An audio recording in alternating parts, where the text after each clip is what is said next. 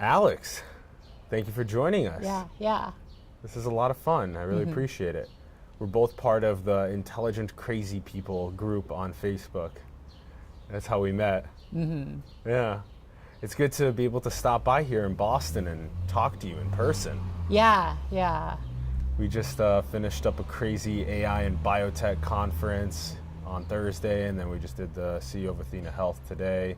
And now we're going to be talking to you, and I'm really excited to talk to you. You've asked 53,000 questions on Quora. That's a lot of questions. It's the #1 amount of questions asked. That's crazy. So is that like 10 questions a day or something? Once upon a time, it was 30 to 40 questions a day until Quora throttled asking questions by email, after which my rate shot down. 30 to 40 questions a day, and you would just submit it via email because it was easy. You could just type up the question, press send, and it would get uploaded to your profile. Yeah, because it's very similar to Twitter in that sense. Whenever that thought comes to your head, you want to just tweet it out there and see what people have to say, or Quora, poll with that question. Yeah. And your questions are really good. Actually, your profile page is very interesting. We'll put the profile in the URL, but it's just quora.com/profile/Alex-K-Chen, C-H-E-N. And I really enjoyed reading about what you care about, self-directed learning. That's so important. Tell us what you think about that. Why is it so crucial? It's about being picky about what stimuli you encounter and knowing what you learn well and what you don't learn well, and just going by and learning things in a way that you find fun, so you will want to actually refer back to it later rather than throw it out later. And let's talk a little bit more about being picky about what you learn, because I think this is becoming more and more important for young people to understand, because your brain is really molding through your youth. Yeah, and totally. And if our parents are very particular about what they expose their children to at young ages, maybe better understanding the cosmos, better understanding evolution, better understanding the human anatomy, human spirituality, self-actualization, playing with all these different types of technologies that exist in the world to figure out what we like, what we want to be most creative about at the youngest age possible.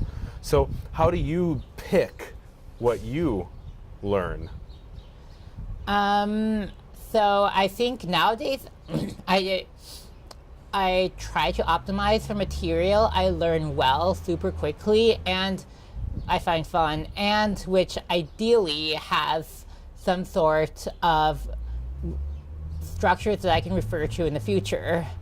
And that's probably relevant for people who are probably aligned with me or who I would get along with well, which does not necessarily correspond to what I originally obsessed with earlier, or thought after learning earlier. Like, because I used to honestly be obsessed with learning curricular materials and then trying to satisfy all those curricular materials like self-study APs, or look up the course schedules for some arbitrary university, even though the university's curriculum isn't the best gauge of what's important or valuable. And now I realize that in a world where no one can learn everything, it's better to have unique knowledge than common knowledge. Yeah, that's a really good point right there. Okay, so we are very certain that we're never going to learn everything. There's too much to learn to know everything. So because of that, then having common knowledge is both, it's important because you want to know that the Earth orbits a star, right? It's pretty important common knowledge, right? Or maybe that your heart is beating 100,000 times a day to keep you alive. So maybe would you agree those are important common knowledge points? Sure. Okay. But by common knowledge, I mean things that are probably more explicitly in the curriculum rather than those isolated facts. Okay, so it'd be like when you actually go to a classroom and what you learn in the classroom as what all 30 of the kids in the class learn, versus if you go and you wander a little bit outside of the curriculum and you find the things that make you unique. Yeah. Okay, so outside of common knowledge, so if you're trying to direct your time towards finding unique knowledge, how do you do that? One way is to generate it. Another way is look at the papers no one else is reading, though they can be idiosyncratic. For example, Ed Boyden suggests for research ideas that you look for papers from several decades ago. Oftentimes, what's unique knowledge today, or what's unique knowledge, what wasn't unique knowledge in the past, more becomes unique knowledge today as more and more people are a bit addicted to presentism. Oh yeah, let's unpack that a bit since we just wandered there. Presentism. So that is this essence of living in today's moment and analyzing only information that is visible to you today on Facebook or on CNN or Fox News or on RT News or wherever you are in the world. You're just immersed in this present news cycle. Versus if you dig up information from 5 or 10 or 100 years ago and you try and find unique knowledge from back then. Yeah, another example of presentism is simply publish or perish, or publish papers or write articles just so that you can get your limits reached, or just so they can have something to write or say, rather than something that you will think people will still continue reading in 10 to 20 years. Yes. Though data oftentimes is more timeless in papers, and there has been a trend of some scientists to advocate for the publishing of data rather than papers, and for the segregation of data, of publishing between data, interpretation, and visualization. Okay, so then as you go to find knowledge that's unique, that is not present, that is from the past, let's say, how do you then dig it up? A lot of times through Google. That's a lot of times through Feedly. I follow a very idiosyncratic set of people on Twitter, Reddit, Quora, and also I often roamed around the college libraries. And then when you're looking things up on Google or you're following idiosyncratic people, what are you looking up and who are you following? I follow anything that's new to me and that also feels important, and who isn't baited by, say, culture wars. Yeah. Okay, and what do you mean by culture wars? Stimuli that makes you angry or disgusted. Yeah. Okay, and so then you enjoy stimuli that does not make you angry or disgusted, and you enjoy other people that don't follow that sort of paradigm of going towards that culture wars. Yeah.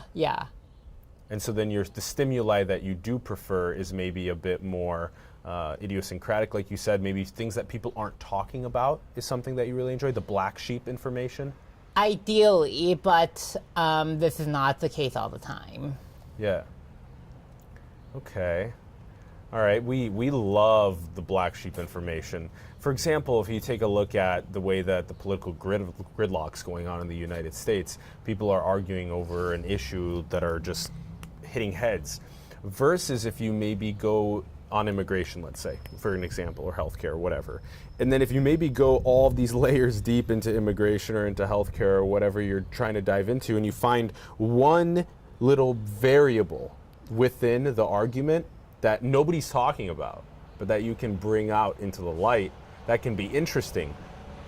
But also an issue that's not like immigration and healthcare where it's 50-50, but let's say it's a completely different issue where there's 99 people think one way and only one person thinks the other way.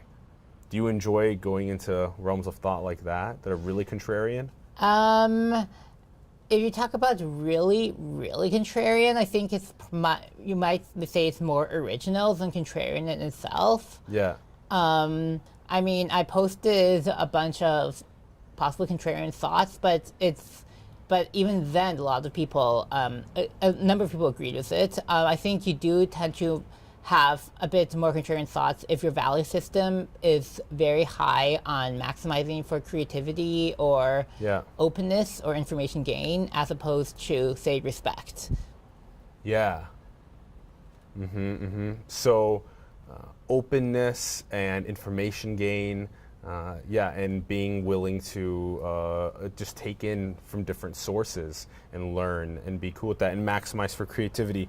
Maybe you walk us through a couple of the, because I want to pull up a couple of these other, besides self-directed learning, other things that I thought that you wrote that were really interesting were that you care a lot about increasing the amount of people that are willing to try anything. Why? Because people are afraid of doing anything that's different. And people who are willing to try anything are like, they help change you in a good way, hopefully. And I mean, when people's backgrounds tend to be more homogenous, it just results in less variation, which is also not exactly good in a future where more things are being automated. Yeah. Okay, we're going to bookmark that and talk about it later. Okay, but for now, what would be a good way to get people out of their comfort zones and excited about trying things that are different? What are good strategies for that? So I know it's a very common thing in adolescence. Of course, adolescents are often more motivated by shock value than openness, though I also am historically motivated by that. I mean, adrenaline rushes, or just sheer fascination. Yeah. I think it also means that they have to feel safe if they depart from their routines in order to do something different. And also, it's like, even when people do things that are different, oftentimes, like travel, oftentimes what they do still follows conventional routines. Or not routines, but just conventional scripts that people somehow carve for each other. Just like people follow all these weird scripts for what they expect in a relationship, which is really constraining.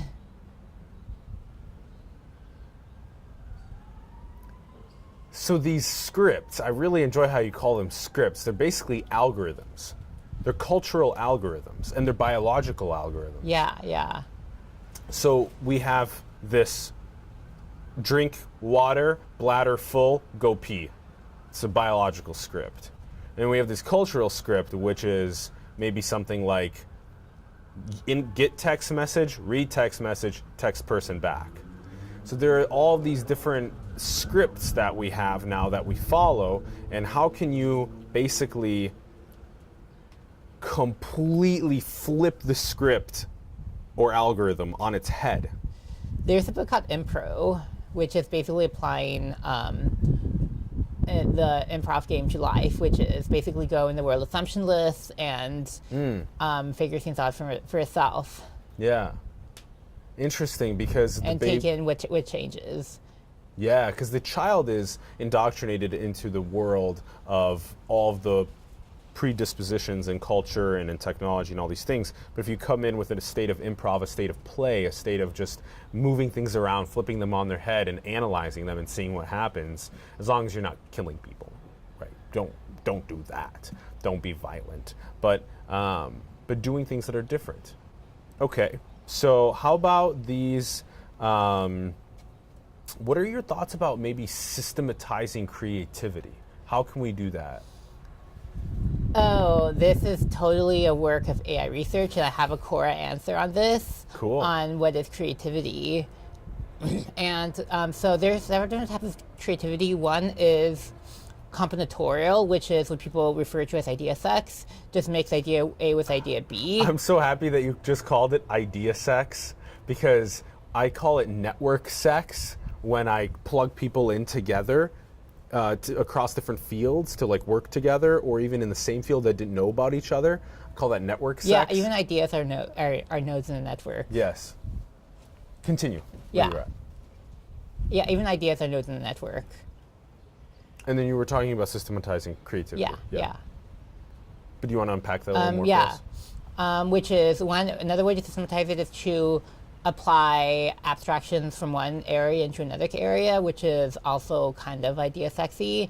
I mean, there are several different configurations upon which you apply idea sex, from the simple-minded, hey, let's combine quantum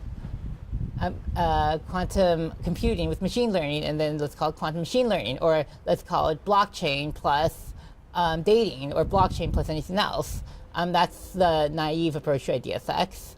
But more sophisticated approaches of idea sex would be still to combine these ideas just in a more subtle, not subtle way, fine-grained way.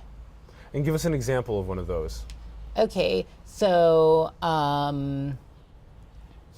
let's say if you combine okay, when people say Uber for X, for example, Uber for food, Uber for ordering groceries, or Uber for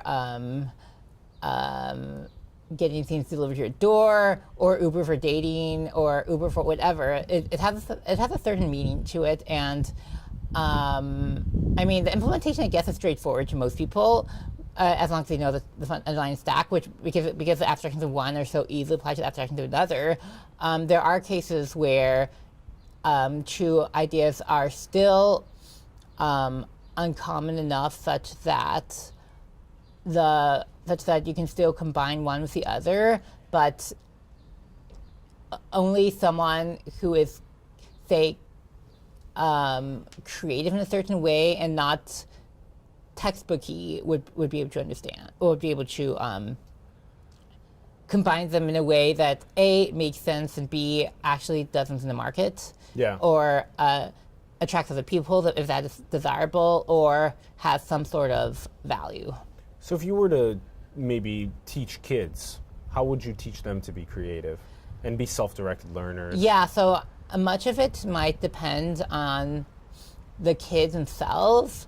I'm not sure if all kids have the potential to become self-directed learners. I'm not sure if curiosity is a massive innate drive that happens in each and every one kid, even though some unschooling people like to say that it exists. I'm not totally convinced that it does.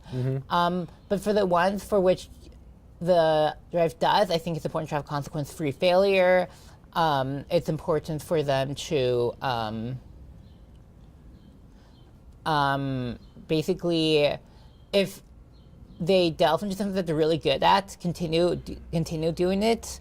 There might be some nudges used in case they get so fixed over something that isn't really necessarily good for them, but preferably in a way that utilizes nonviolent communication and that doesn't discourage them from seeking further feedback from you. Because a lot of times people are super discouraged from seeking feedback from you because you've criticized them in a way that makes them uncomfortable and averse to you from now on. Yeah, correct. That's actually a really important key as well, is to know how to give really good critique and to receive really good critique. Oh, I have totally noticed this happen with a couple people lately. Yeah. All right, how about we ask you about this art of the question? Because a lot of people have answers, or they think they have answers, or they speak a lot, listen a little, they don't ask a question. One of the great ways to build rapport with people is to be very gentle and playful and loving and caring and give them good eye contact, be an active listener. But one of the most important things is to be a good person that asks them questions, really good questions. Yeah. And by good questions, I don't necessarily mean mind strip all the knowledge out of them, but do it in a way that makes them feel like they're valued. That's not the parody, but just feel like they want to answer it. Yeah. That it encourages them to show them at their best. Yeah, that's a good way to put it. Your question will show them at their best, will encourage them to speak at their best. So that is the importance of the question. Do you have other aspects to question asking that you want to share with us that you think are really important? Yeah, so even though I asked 56,000 questions in Quora, I regret asking too many of them. I could have had all the same distinction and accolades as I asked maybe 25,000 rather than 50,000, and had them better targeted towards questions that people would actually answer, or questions that people would actually be interested in. And a lot of my early questions showed how childish I was when I joined Quora. For example, I found some childish things really hilarious, for example.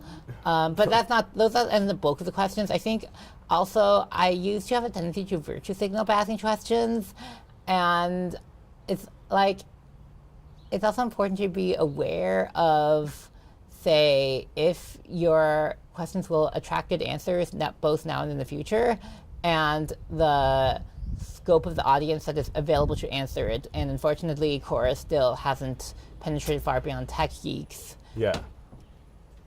So, for example, most of my questions in biochemistry totally remain unanswered. Mm-hmm.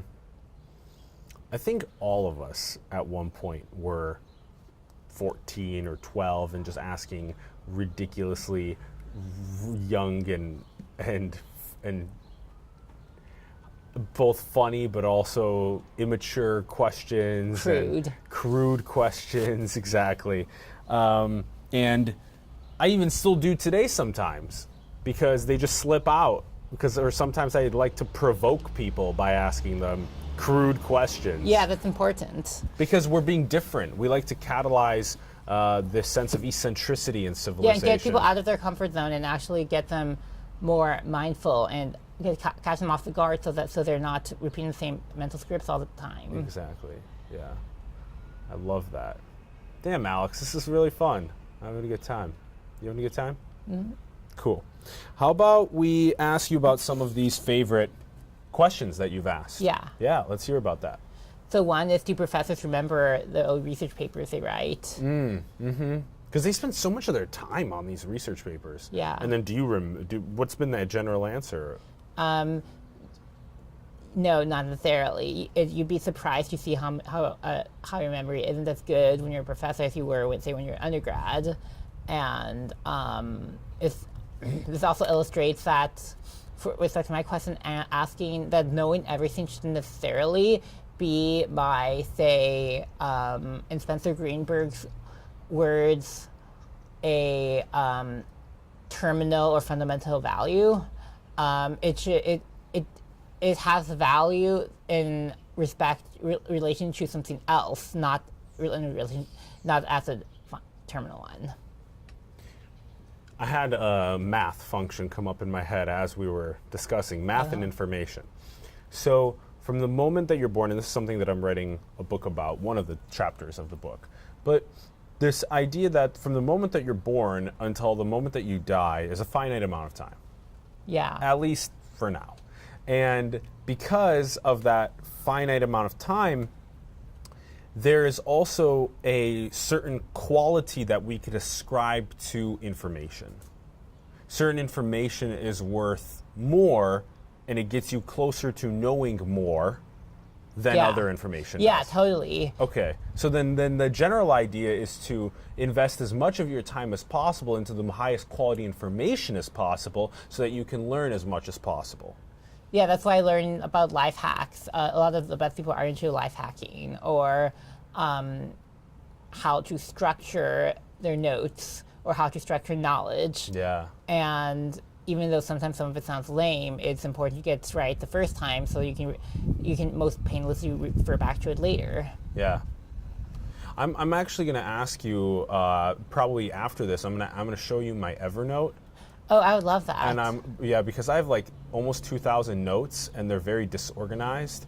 And you can also have someone else organize them, or provide the initial impetus for you, or at least organize a little bit of it. They're organized by like someone's name or by a topic, right? And so I would be interested to hear what your thoughts are about how to best organize them. Mm-hmm. How about, besides collegiate professors writing papers and typically forgetting about what they wrote about a couple years later? Is that when well, they're 5 tested? 10 years later, or they can have their students write it, and they might not necessarily know all the fine details of it. What other favorite questions do you have? I have a list of favorite questions on Quora. Should we pull it up? Yeah, we should. All right, let's do it. Okay, so yes, another thing that I can't exactly recall all my favorite questions off the top of my head now.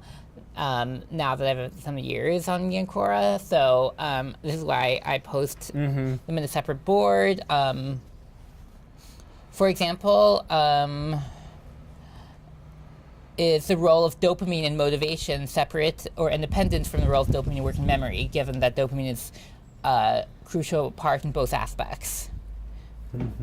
And they might be dopamine different pathways may be responsible for each. And it's not that many neuroscientists on Quora to help you understand. There are some. Neuroscience has better representation on Quora than many other topics, but it's still way too few. Like if you Reddit, it has a larger representation of neuroscientists, except that a lot of people are experiencing Reddit burnout too. It's like I think there is a sort of collective burnout among Quora, Reddit, and Stack Exchange. Yeah. And the burnout is from what? What'd you say? I think it's the sense that they probably spent too much effort on Quora for how much they were rewarded or appreciated for it. Yeah. Which sometimes comes in when you say expect people to be more appreciative of what you do, and then you say you see other people write shittier answers that get and more crowd-pleasing, simpler answers that garner thousands of upvotes. Yeah. You might write, that's totally true. On my Reddit account, I've written complex answers and complex questions that have gotten 1 or 10 upvotes versus ones of like I took a picture of a water fountain that refills water bottles without needing to angle the bottle, the one that saves plastic. Yeah. And then that got like 10,000 upvotes. And so that's even my own case study of such an interesting difference between people need to get valued. They need to hear from their tribe that the answers that they're giving are meaningful, or the questions. Yeah, and also the timelessness of Reddit is old Reddit posts are just very hard to search for. It's hard to highlight your best Reddit posts to other people. Yeah. And I've also seen a phenomena where a lot of people I know no longer use any of those sites. What do they use now? I don't even know what the hell they use. They just use real life. A little bit of that. And there's also some Twitter and Facebook, but neither of those are ideal. And then a lot of people are now moving to these private groups, like this Intelligent Crazy People group and stuff. Yeah, like private. That. There's definitely been a movement towards private groups. Yeah. Okay. How about another? Maybe give us another 1 or 2 of these questions that are some of your favorites that you've asked. What about your top upvoted question? Oh, God. Once upon a time, I probably remember it. I mean, well, top followed questions. Let's see that, for your content. Let's check that out. Or a look at stats. It's probably some really, really simple question. Like, so if I look at my most viewed,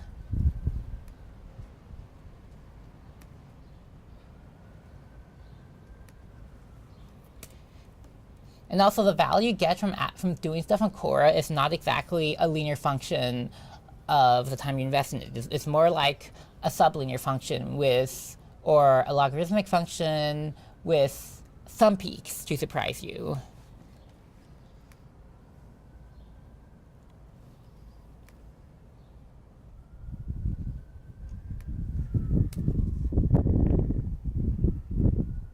Man, this is taking a while to load. Do you remember off the top of your head at least somewhat of a popular question? Okay, so yeah, and you're teasing with my memory here because I think my memory for this content is also not as strong as it was, even though it's like, what the fuck? What is it? Last 30 days, if you look at all time, what is it like to have a brother? What is it like to have a brother? Yes, that's my most viewed question.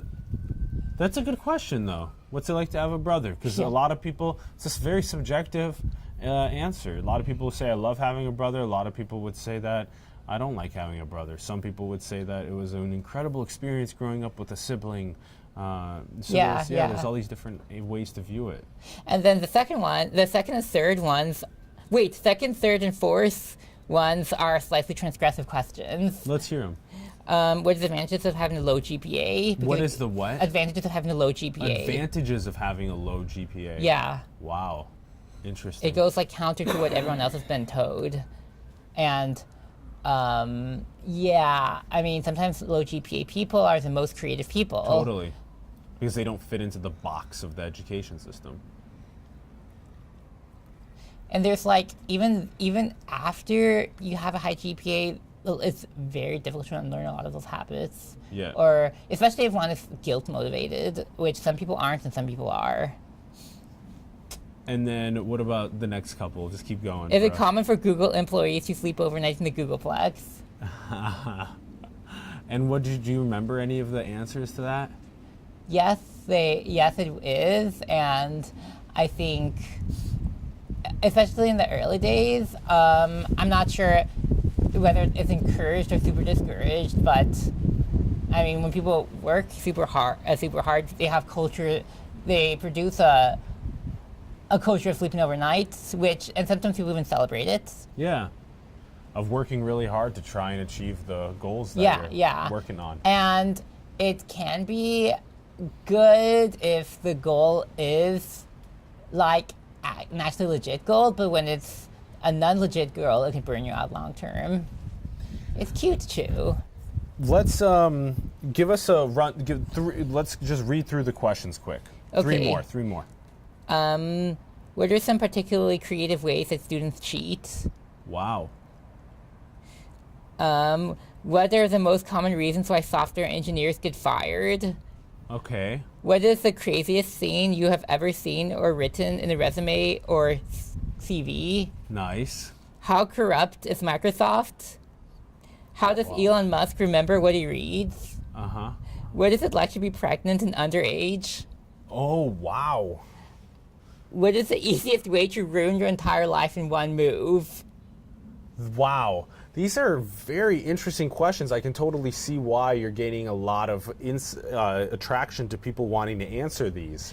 Yeah. I have actually tried some of those easy to ruin your life in one move, and they're totally not worth it unless you have support, literally. Or even you're even building up empathy for a woman or a girl that might have gotten pregnant underage. Yeah, You're building up empathy in this way. That's so interesting. Mm-hmm. Okay, how about we let's end the show by asking you a couple of the questions that we usually ask our guests. Okay. Okay. Now, how do you balance this inner self-actualization and the drive for it, along with the inner drive of the collective actualization? Oh, this is something I'm trying to figure out better over time, because I used to aim primarily for individual self-actualization, although I signaled, I'll put it this way. Mm-hmm. I virtue signaled a desire to help others, even though it wasn't necessarily in my innate drive, simply because I lived on, say, certain competitive hierarchies, and also I was angry at my own school for holding me back. So, I mean, anything publicly that school made me do, I would be extremely resentful for. But now I realize that when I have the freedom and agency to self-actualize, a lot of times when you have when it helps in the pursuit, when it helps with other people, they can also help feel their energy into helping you self-actualize, and they can give you feedback. And which also helps, especially since I often have cycles of very low energy or depression, which makes me more dependent on other people than I wish I was, but which I have to face. Yeah. And then so this like ebb and flow between the two, how do you get to a state of feeling like you're both investing really good time in your own actualization, but also helping bring value to the collective actualization? Yeah. And that, I think, is writing things that are relevant to other people, or that, say, other people can provide meaningful comments on, because if I do it just by myself, then it's a one-man army, and I'm not exactly increasing my chances of, say, self-sustainability, or I mean, ultimately, my main goal is self-sustainability, and Yeah. If every person's goal is self-sustainability, but then also sustainability of the collective, I mean, we'd be in a really good position if we were all working on that. totally. How about we ask you about the... This is gonna be a multivariate question. We're gonna pull on a couple different subjects here, but we're gonna see if we need to unpack them individually or how you do it. But all right, currently we're going through a phase of massive technology across so many different industries, and it's kind of exacerbating wealth inequality.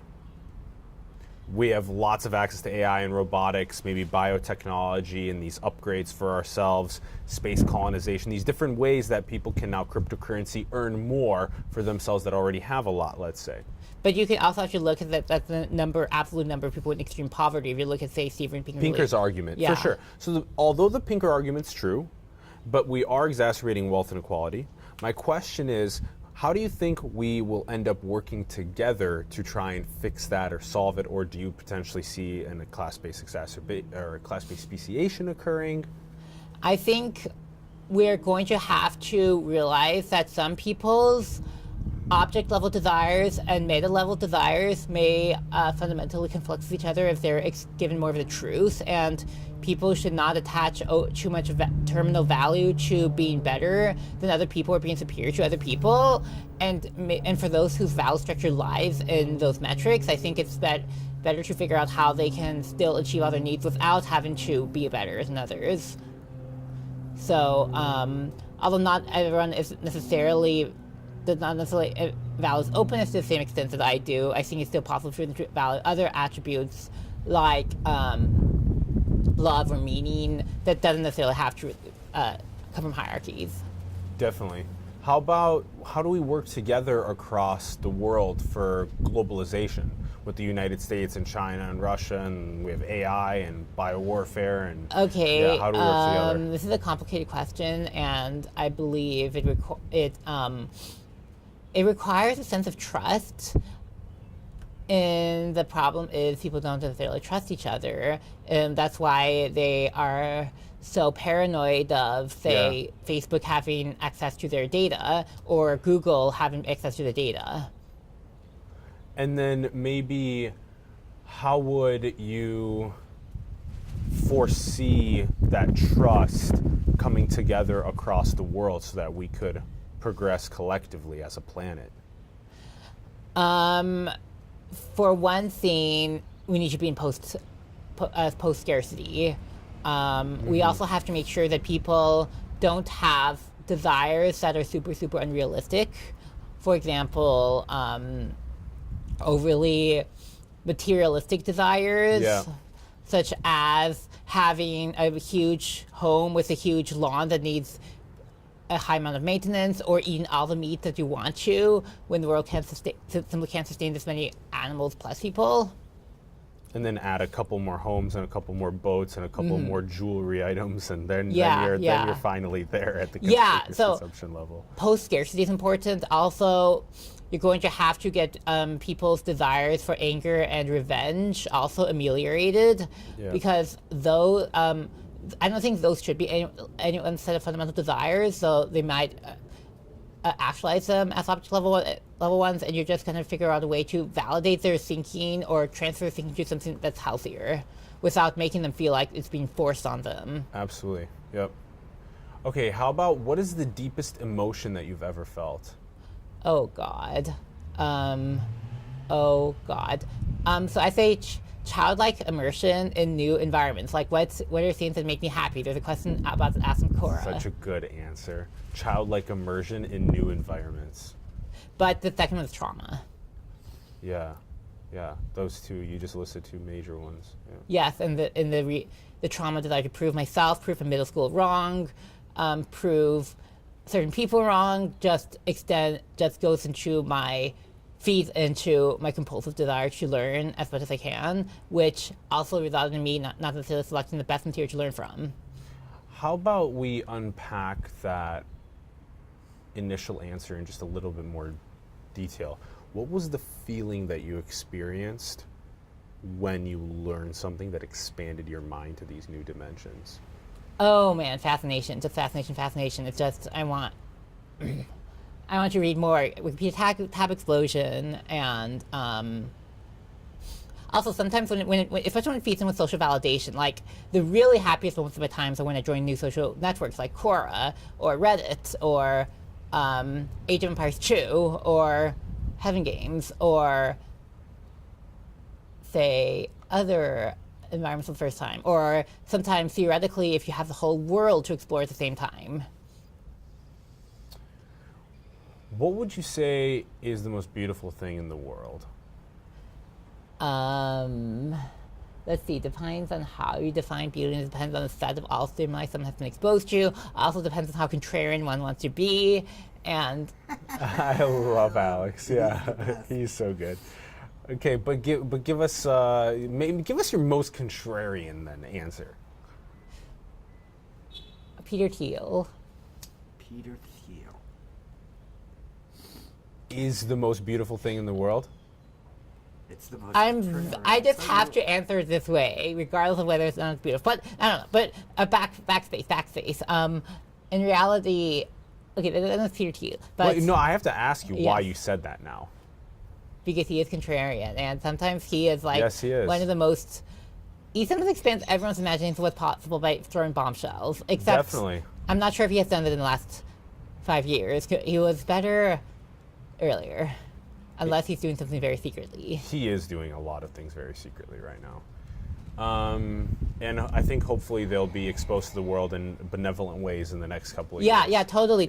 Some people, in my wild hypothesis, Peter Thiel is traumatized, and because of that, they think he only cares for himself or his own immortality, and maybe they think Peter Thiel should have a little bit more empathy, except there's some reason why he's not showing much of it, and I wonder why.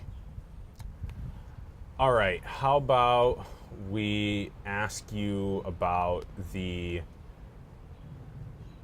existential threats that kind of face civilization right now? Are you concerned about humanity reaching a Fermi filter and not progressing any further? I'm probably concerned, but not on a system 1 level. Yeah.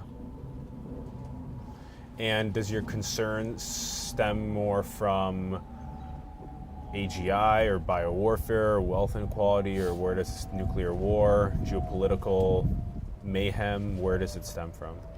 I think biological warfare could be one, given that it might be incredibly easy to craft contagious viruses that may in fact wipe out lots of people.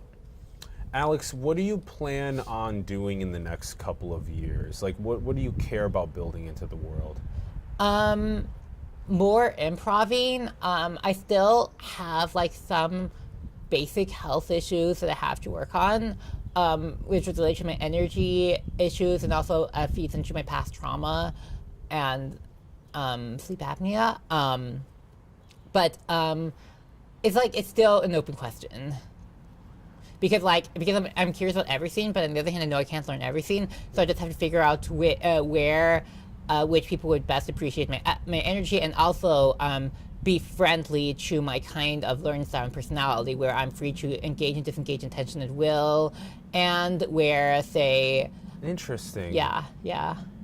That you're free to engage and disengage your attention at will.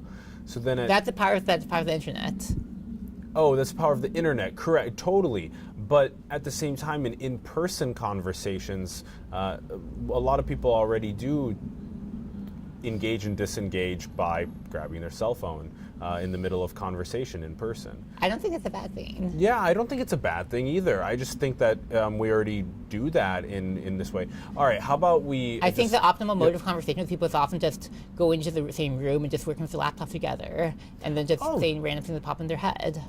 Oh, totally. And then there's no expectation of, say, force or demand or FOMO. Yeah, that's already happening so much. You also brought up about what you're working on and what you want to build. That you're kind of, we're focusing on your health. That's really important. Mm-hmm. And you're focusing on good people and good energy. Did you feel like you had a good time in conversation today? Yeah. I hope that we Yeah, can... good people get energy is important, except that they don't have free time. Yeah. That's a problem. I hope that we can surround ourselves with people that care more about the things that we're talking about and more, that will expand our minds and that will expand them to new dimensions of thought that make us more intelligent, that hopefully build a better world. I really appreciate you a lot, Alex Chen. Yeah. Thank you so much for coming onto Thanks. the show. Really appreciate it. And I think your mind has a lot of further potential to share with this planet, and I really look forward to it. Yeah, it's one of my regrets that I haven't done a good job of sharing it, or of documenting better and documenting the stuff that I'm uniquely best suited at documenting, which is not exactly the stuff I originally obsessed with or pursued. And maybe there's a way to synergize on that and help each other with it. Thank you, Alex. Thanks, everyone, for tuning in. Greatly appreciate it. Thanks, Ron Vargas, our producing partner. Yeah, thank you. Yeah, thank you, Ron. And we'll catch you guys more soon. Peace. Yeah.